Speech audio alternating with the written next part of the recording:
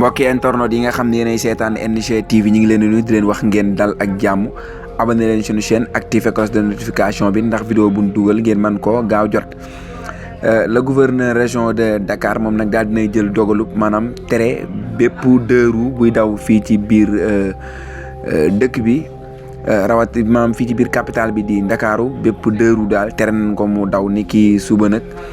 fépp ci biir département bu Dakar ni ko dalee 30 mars 2023 6 heures du matin ci la dogal boobu di tàmbali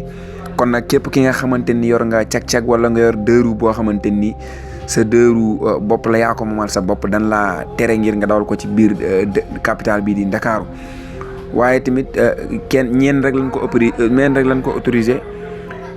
lañ ko autorisé mooy ñi nga xam ne ñoo di médecins yi yëngu ci wàllum wér-gi-yaram waaye tamit wala policiers yi wala tamit képp ki nga xamante ni am nga autorisation bu jóge ci préfet bu Dakar ñoom daal ñoom lañ autorisé ngir ñuy dawal deux roues fii ci biir dëkk bi kon nag képp ki nga xamante ni yor nga cag-cag rek nga déggee ko noonu que ni gouverneur bu Dakar daal dafa tere ñu dawal deux roues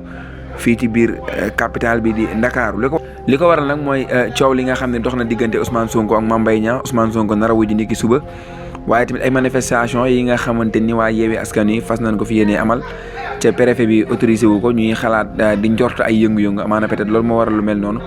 waaye tamit tere nañ képp ku jaay essence ci bouteille yi muy dogal boo xamante ni gouverneur bu région bu Dakar moom moo ko xaatim